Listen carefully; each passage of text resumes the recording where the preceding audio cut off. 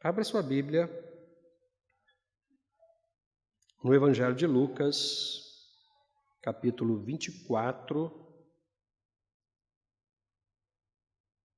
Nós vamos ler do verso 13 até o 35, assim mesmo sentados, irmãos. E vamos conversar com os irmãos sobre o seguinte tema: uma igreja no centro da vontade de Deus nunca fica desanimada. Nunca fica desanimada. Como eu disse na introdução do culto, o que a gente mais escuta em todos os lugares que a gente vai, em outras igrejas também, conversando com as pessoas, estou desanimado, estou desanimado, estou desanimado. Deixe-me esclarecer uma coisa, irmãos. Existe uma diferença necessária e astronômica entre estar cansado e estar desanimado. O cansaço é resultado do esgotamento físico, quando você dispensa energia para desenvolver uma atividade qualquer. Isso é perfeitamente normal. Você está na universidade, você está no ensino médio, você está estudando bastante, você está liberando energia para poder absorver o ensino. É normal que a mente, o cérebro, fique cansado. Você está trabalhando braçalmente, é normal que o corpo fique cansado. O cansaço é o indicativo para o corpo de que ele precisa repor as energias. Isso é perfeitamente normal. Não confundam, por favor, desânimo com cansaço. O desânimo não. O desânimo é um estado de espírito em função de algum aspecto, de alguma situação com a qual nós não sabemos tratar bem, por algum motivo. E isso pode nos causar um desânimo, que pode gerar um cansaço. Pode gerar um cansaço físico, pode gerar um cansaço emocional, pode gerar um cansaço espiritual. Mas façamos distinção entre desânimo e cansaço. Cansaço é possível e é normal. Se você não se sente cansado, você é um caso de estudo. Eu duvido que você não se sinta. Nós nos sentimos, é perfeitamente normal. Mas o desânimo não, irmãos. O desânimo pode ser tratado, observado com muito carinho. E a gente tem exemplo bíblico de pessoas que passaram por circunstâncias muito difíceis, algumas que nós nem imaginamos passar, mas nunca perderam o ânimo. Nunca perderam o ânimo. O texto que a gente vai ler, Lucas 24, do verso 13 ao 35, narra uma história muito interessante. Acompanhe, por gentileza, ou na TV ou na sua versão, eu vou ler pausadamente. Nesse mesmo dia, 2 deles seguiam para um povoado chamado Emaús, distante de Jerusalém, 60 estádios, aproximadamente 11 quilômetros. E iam comentando tudo o que havia acontecido. E quando comentavam e discutiam, o próprio Jesus se aproximou e começou a acompanhá-los. Mas os olhos deles estavam como que fechados, de modo que não o reconheceram. Então ele lhes perguntou: do que estás falando pelo caminho? Eles então pararam tristes, e um deles, chamado Cleopas, respondeu: és tu o único visitante em Jerusalém que não soube das coisas que ali aconteceram nesses últimos dias? Ele lhes perguntou: quais? E eles responderam: as que dizem respeito a Jesus o Nazareno, que foi profeta poderoso em obras e palavras diante de Deus e de todo o povo. Como os principais sacerdotes e as nossas autoridades o entregaram para ser condenado à morte e o crucificaram. Nós esperávamos que fosse ele o que traria a redenção a Israel.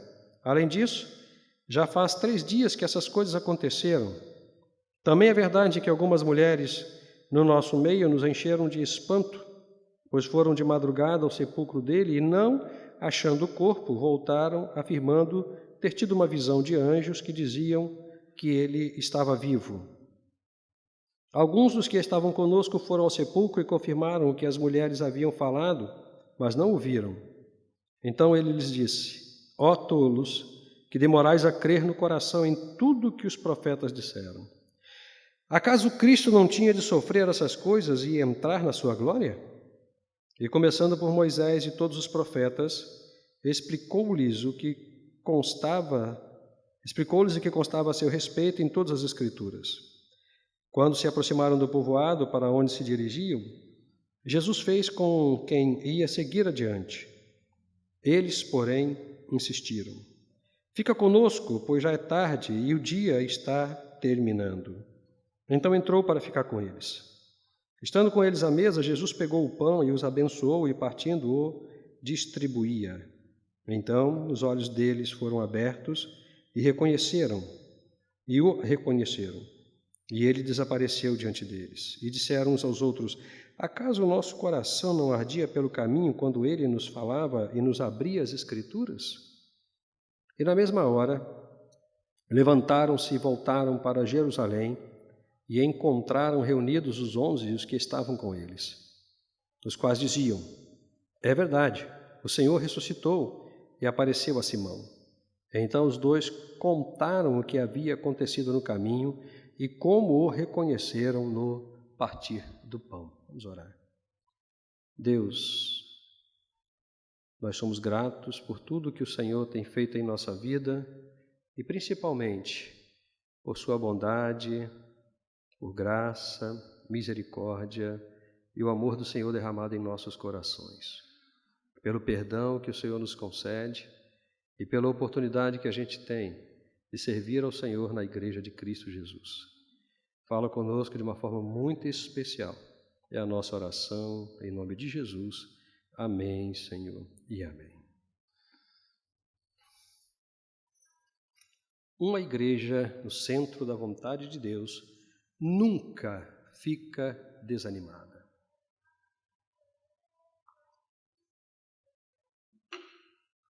Eu não sei quantos dos irmãos já tiveram a oportunidade de ler pausadamente o capítulo 11 da Carta aos Hebreus. Lê com calma, prestando atenção em todas as informações ali registradas. O título, né? É Os Heróis da Fé. Você lendo com calma, você vai ver as atrocidades que aqueles irmãos naquela época sofreram. Coisas inimagináveis que talvez, muito provavelmente, nós não conseguíssemos suportar. Não sei se seria muito fácil para você perder o seu emprego, a sua moradia,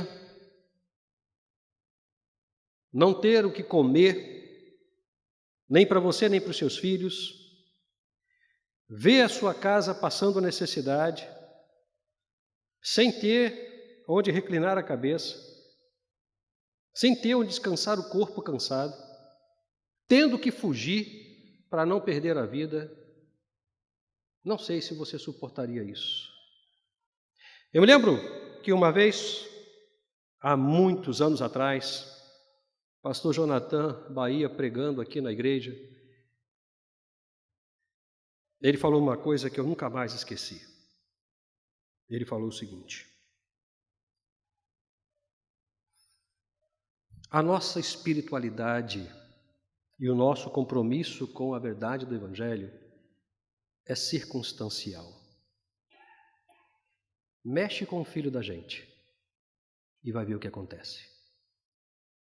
Acabou a espiritualidade, acabou o compromisso com o Evangelho. Eu nunca mais esqueci disso. Olha, irmãos, tem muitos anos, deve ter uns 4 anos aproximadamente que ele falou isso. Quando eu ontem tive aqui na igreja para conversar com uma pessoa muito, muito querida mesmo, que eu admiro muito, prezo muito, respeito muito. Sentamos, conversamos, foi uma conversa muito boa, muito agradável, oramos, foi um tempo de oração muito bonito. Mas ele me falou uma coisa que representa, na verdade, a realidade de muitas pessoas. Ele me falou: pastor, eu perdi muitas pessoas queridas, próximas, nesse período de pandemia. Alguns pela Covid, outros não. Como todos nós. E eu estou muito machucado, eu estou muito sensibilizado.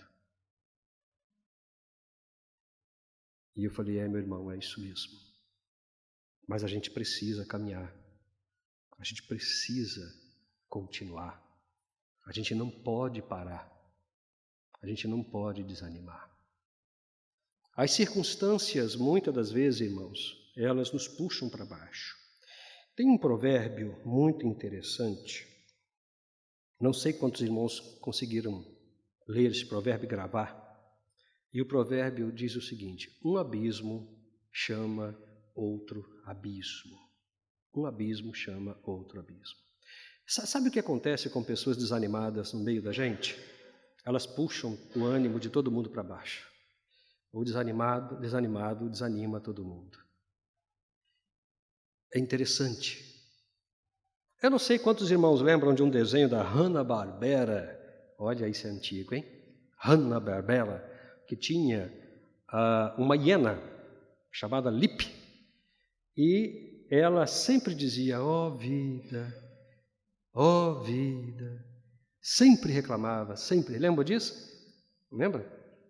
Tudo é: eu falei, não vai dar certo. Ó vida, e aquela feição, né? Se arrastando, se arrastando, se arrastando. Nós precisamos aprender a ler os filmes, os desenhos, porque eles são informações muito preciosas da natureza humana. Muitos de nós estamos como aquela hiena Lip, né? Ó vida, não vai dar certo, eu falei. E aí a gente não consegue dar um passo na direção do progresso. Não consegue caminhar. Não consegue melhorar a vida. Não consegue melhorar o humor.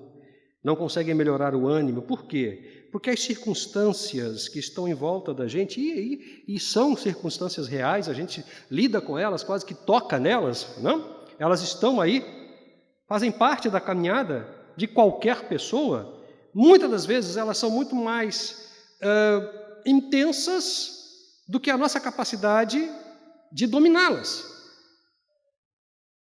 Principalmente quando as coisas não acontecem da forma como nós queremos, como nós entendemos que precisaria acontecer. Principalmente quando nós somos contrariados. Principalmente quando nós somos confrontados. Aí realmente as coisas meio que a nossa espiritualidade vai para o espaço, o nosso compromisso com a verdade e os valores do Evangelho se esvaziam e a verdadeira natureza, ela aflora, e um embate gera um embate, porque um abismo chama outro abismo, e a gente se desgasta e desanima. Esses homens estavam conversando sobre a morte de Jesus. Grande mestre, o grande Senhor, aquele em quem todos eles depositavam esperança, mas uma esperança equivocada, uma esperança errada. Olha o que diz o verso 21. Nós esperávamos que fosse ele o que traria a redenção a Israel. Sabe o que significa isso? Significa que eles esperavam que Jesus fosse um líder político que vencesse Roma e colocasse Israel no governo. Essa era a esperança deles. A esperança de que Jesus resolvesse os seus problemas e colocasse Israel no topo da hierarquia social, mandando no mundo inteiro.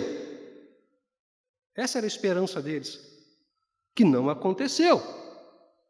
Que não aconteceu, porque esse não era o objetivo do Messias.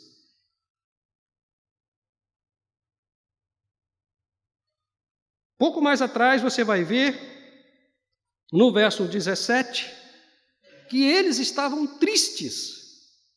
Se você caminhar um pouco mais no Evangelho, você vai ver que quando Jesus morre, os discípulos voltam às suas práticas. Eles largam tudo para lá. E voltam a pescar, voltam a cuidar da vida, porque a sua esperança estava equivocada. E esses homens estavam conversando, tristes, desanimados, acabou a esperança, acabou tudo, o mestre morreu. Mas Jesus chega para eles e eles não conseguem sequer perceber a pessoa de Jesus.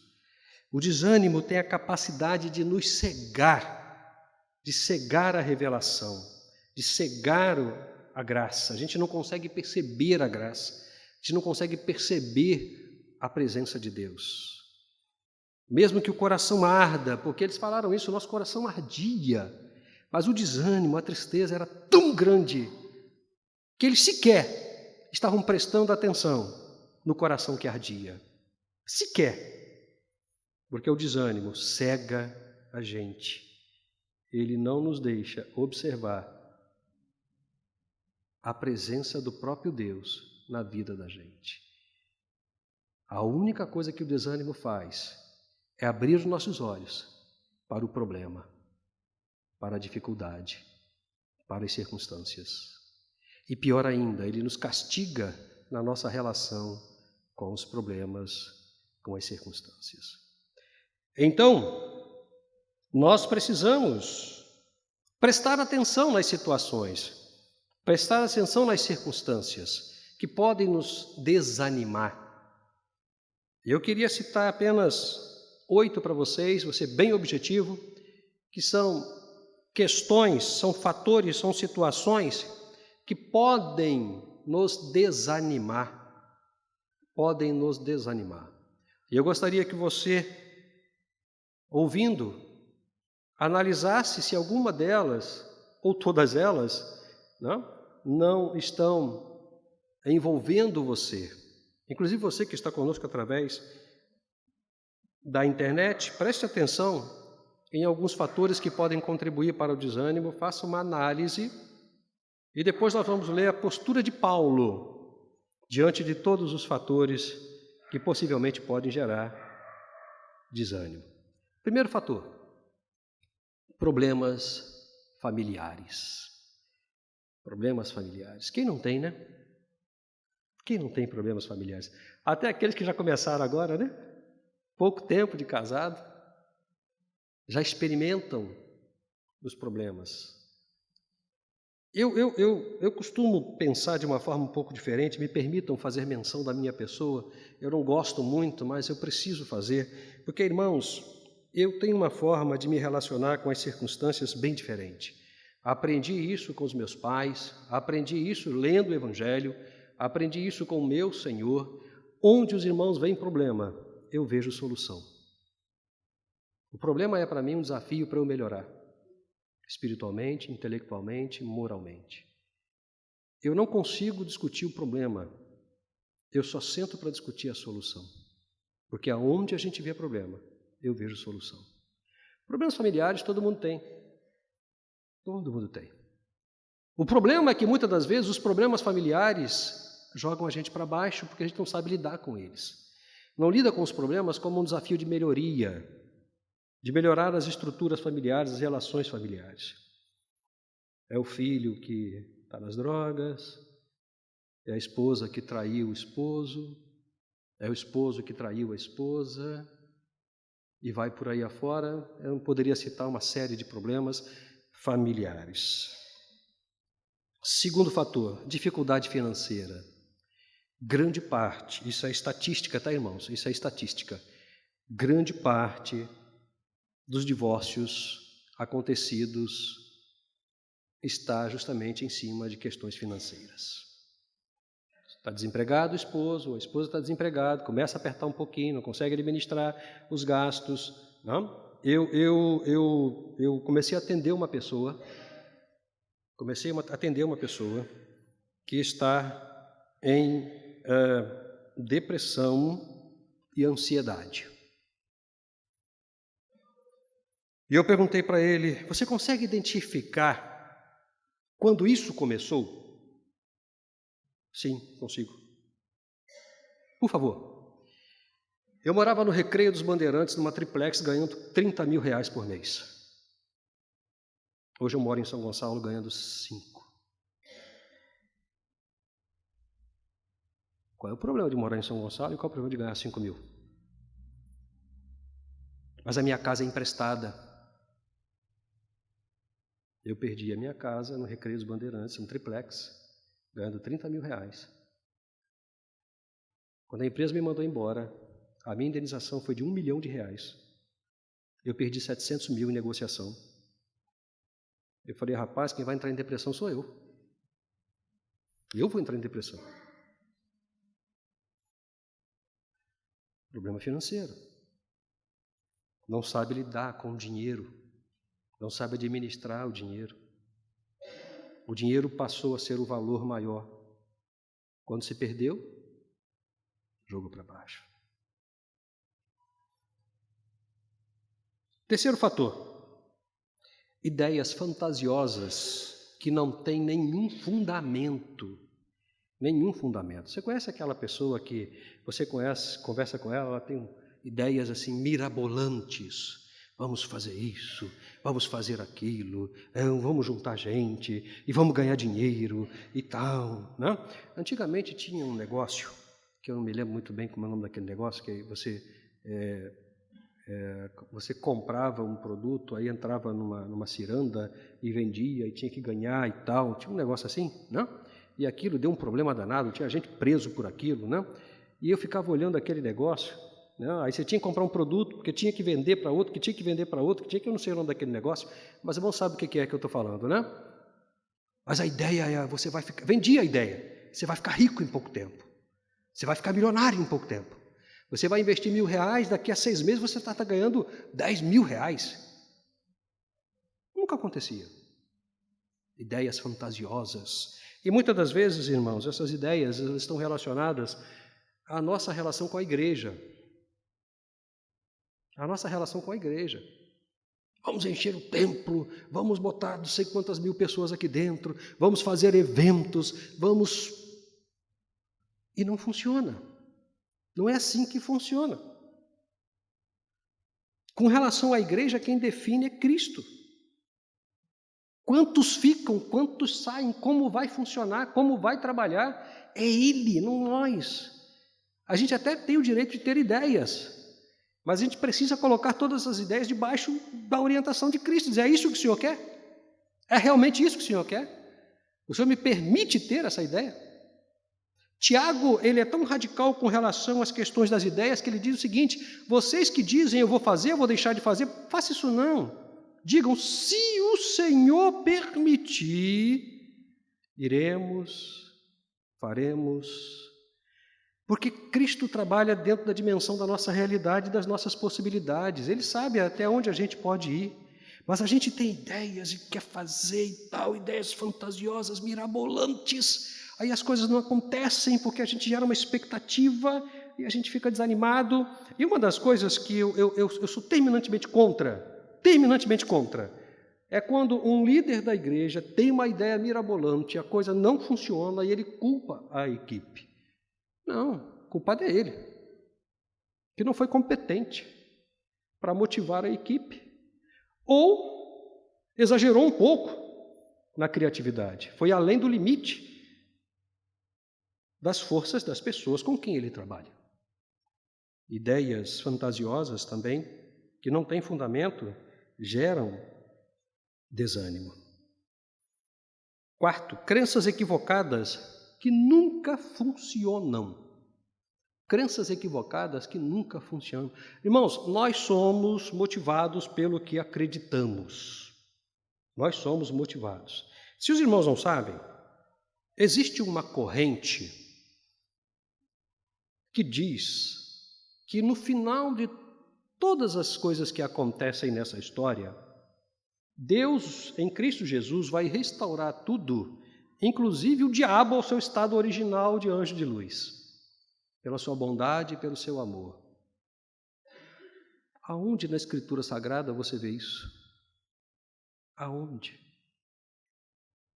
Sabe por que existem pessoas que fazem algumas loucuras aí, em algumas igrejas? Porque tem gente que acredita. Porque se não tivesse, não faria. É muito comum, irmãos, a gente ver pessoas falando coisas, propondo coisas, afirmando coisas, que você, da onde isso saiu? Da onde isso saiu? Da Bíblia não foi. Mas a pessoa acredita. A pessoa acredita. E tem uma coisa muito séria com relação à crença. Primeiro, crença é diferença de fé. A fé é uma entrega plena da vida a Cristo, para viver de acordo com a vontade dele. A crença não. A crença é um deslocamento da mente para alguma coisa esperando um resultado positivo.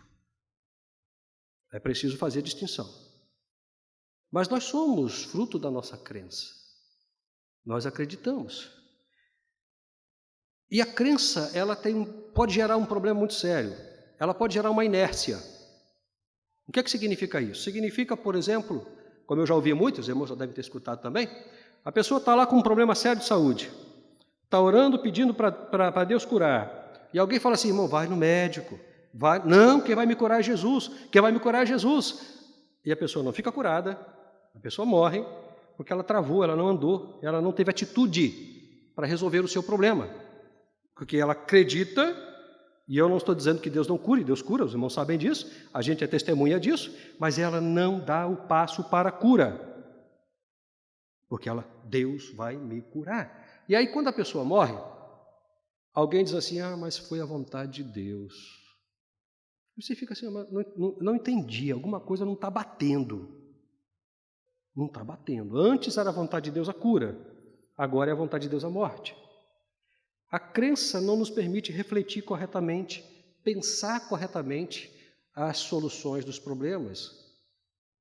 Ela cria uma inércia, não deixa a gente tomar atitudes. Nós não podemos viver por crenças. A Bíblia diz que o justo não vive por crença, vive por fé. Vive por fé, pela entrega da vida a Cristo, para viver segundo os princípios de Cristo. E um dos princípios fundamentais do Cristo é cuide de você, da sua saúde. Eu coloquei à sua disposição tudo que você precisa para isso. Cuide de você. Mas muitas das vezes, irmãos, nós estamos acreditando em coisas que não têm nenhum fundamento e que não funcionam, não dão resultados, e a gente está só afundando, só está afundando, só está afundando, só está afundando, está deprimido, está triste, como se a depressão, como se a tristeza fosse sinônimo de espiritualidade. Quanto mais triste, mais espiritual. Quanto mais deprimido, mais espiritual. Não. A vida do crente é uma vida de alegria. Uma vida de alegria. Quinto, e vou ser bem objetivo de agora para frente, medo infundado de que as coisas não deem certo em nossa vida. Eu às vezes olho para a igreja e me pergunto por que as coisas não andam como Cristo gostaria que andasse. Porque algumas pessoas têm medo de que não dê certo. Algumas pessoas têm medo de que não dê certo. Eu não vou fazer isso porque alguém pode não gostar. Eu não vou fazer isso porque pode não dar certo e as pessoas vão zombar de mim, vão rir de mim. Errar faz parte do aprendizado. Muitos de nós, irmãos, temos medo de fazer alguma coisa, medo de conseguir um bom emprego, medo de conseguir um bom casamento.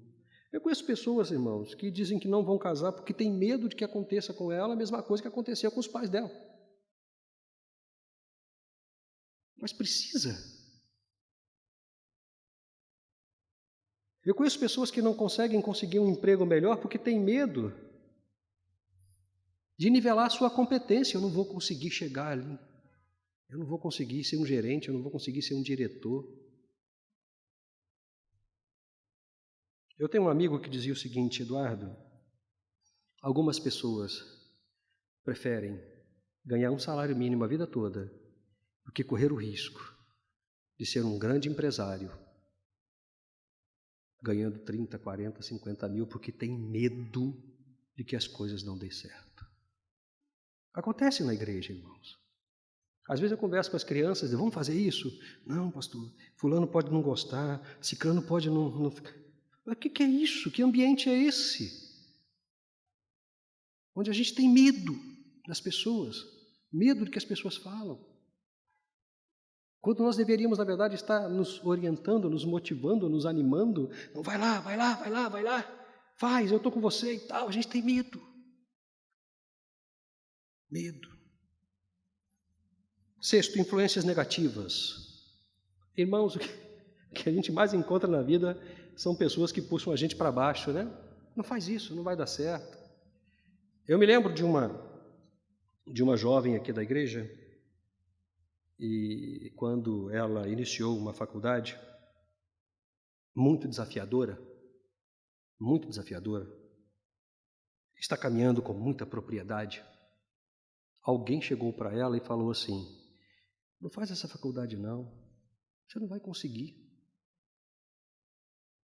Você não vai conseguir. Se ela dá ouvido,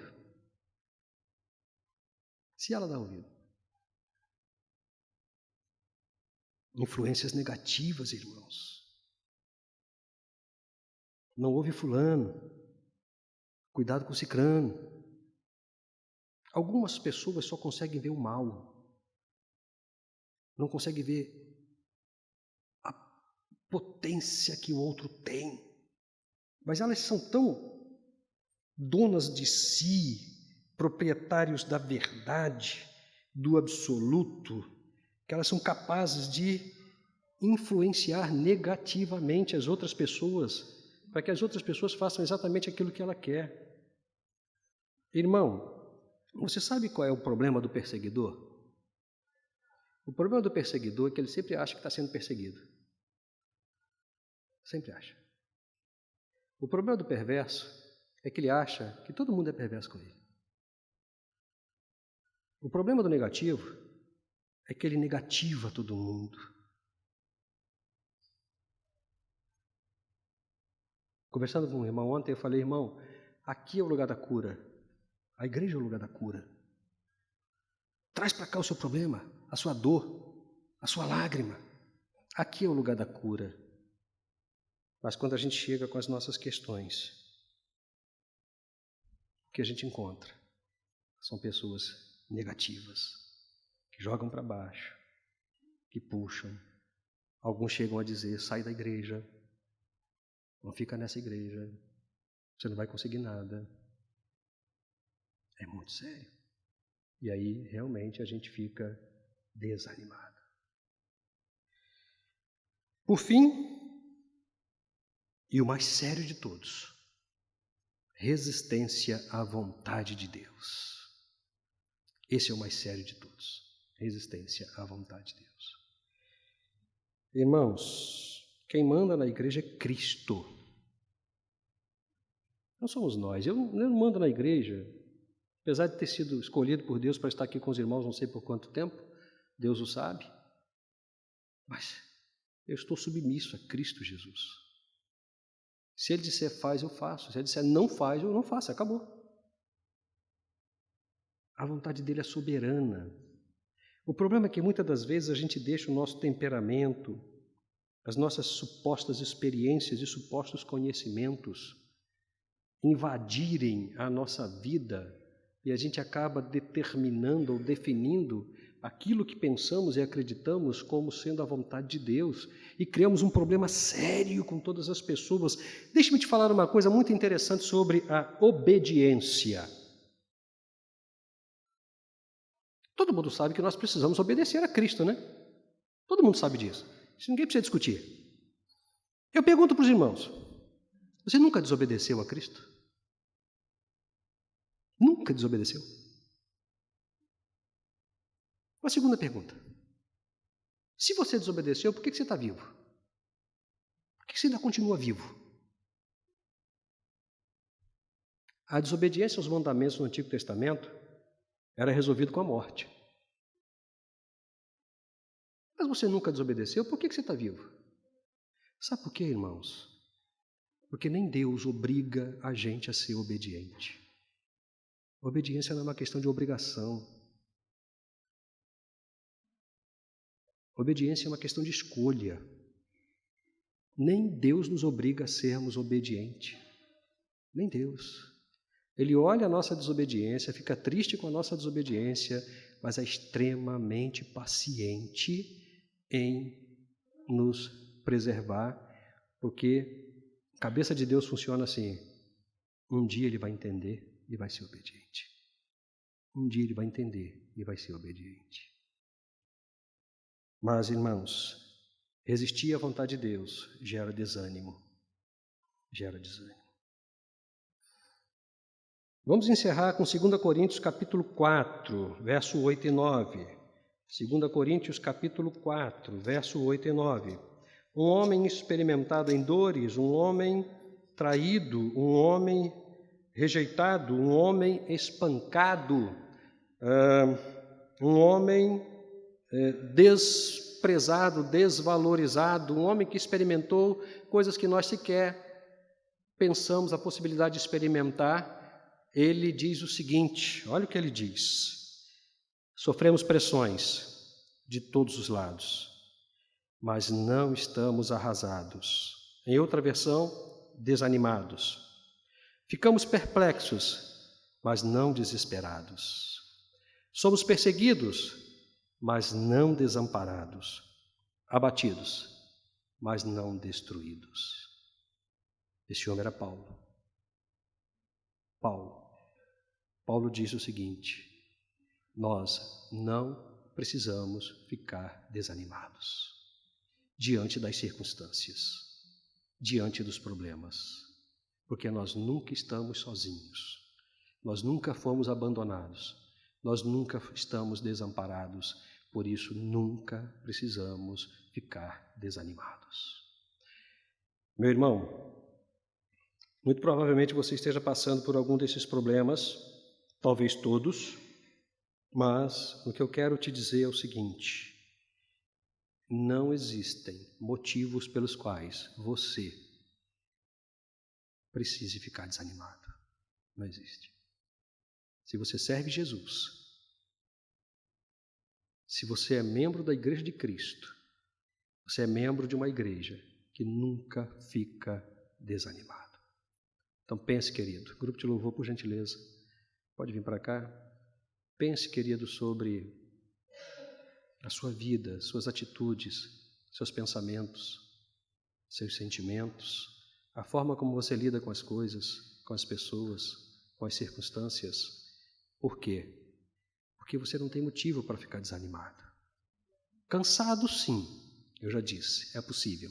Cansado, todos nós ficamos.